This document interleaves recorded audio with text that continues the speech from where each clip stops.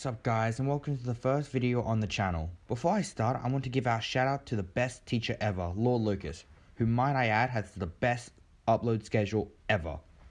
Anyway, today I'm going to talk about polymers. Now, you may be wondering, what are polymers?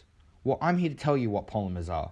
Polymers are large molecules made by bonding of monomers. Now, you might be wondering, what are monomers? Well, monomers are a molecule that can be bonded to other identical molecules. An example of this is ethylene. That was just some brief information about what are polymers. Now, we get to the good stuff.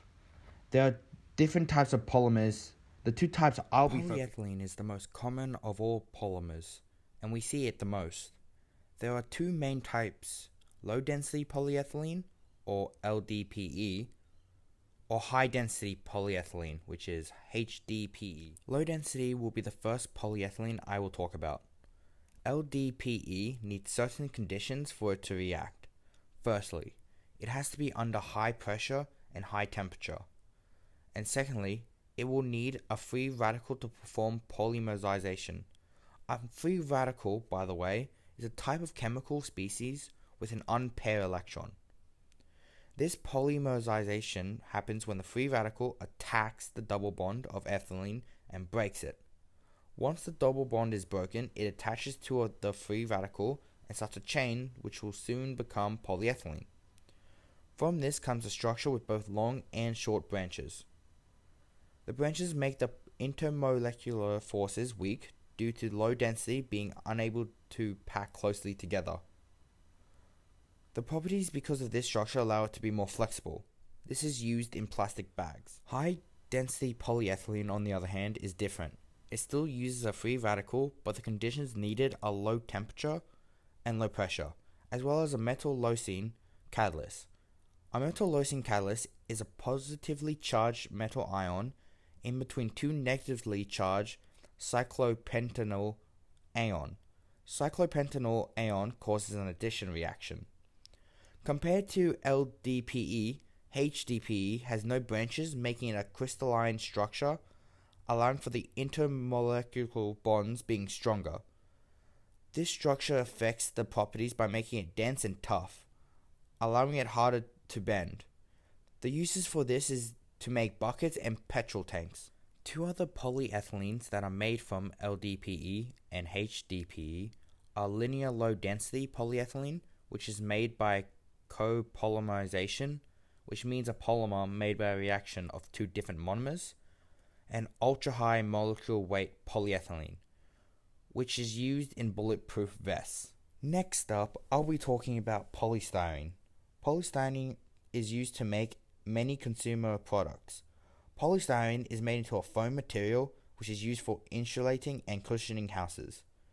This is made from stringing together or polymerizing. It can be put into appliances, electronics, insulation, and packaging. Polystyrene is made from the monomer styrene, which is a liquid. The way this is created is by chemically linking the two together to break the double bonds, forming a chain with a benzene ring attached to it. There are two types of polystyrenes, which are expanded and extruded polystyrene. They have the same structure, but there's two different ways the product is made. Expanded polystyrene, or EPS, is produced in a three-stage process. The first stage is called the pre-expansion, where the pre-foaming agent in polystyrene beads come into contact with the steam and they begin to expand. The second stage is conditioning, which after the bonds expand, they must reach an equilibrium temperature and pressure. The third and final stage is molding, where the beads are placed in a molded shape and reheated.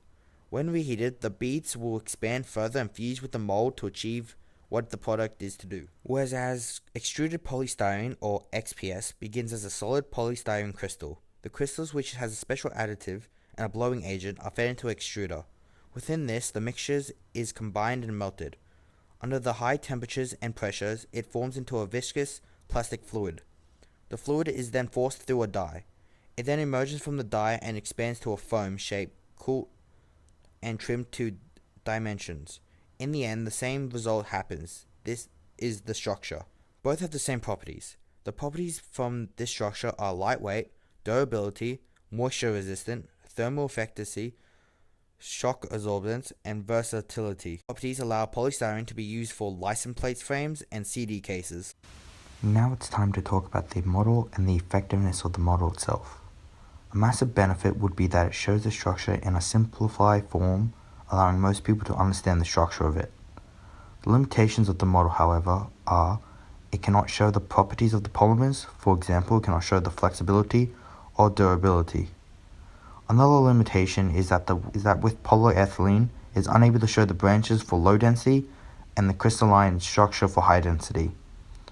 The final limitation is that it has no hydrogen atoms on the polymer at all. The model does its job as a simplified version of the polymers, but that is also a problem due to it shows no depth to it.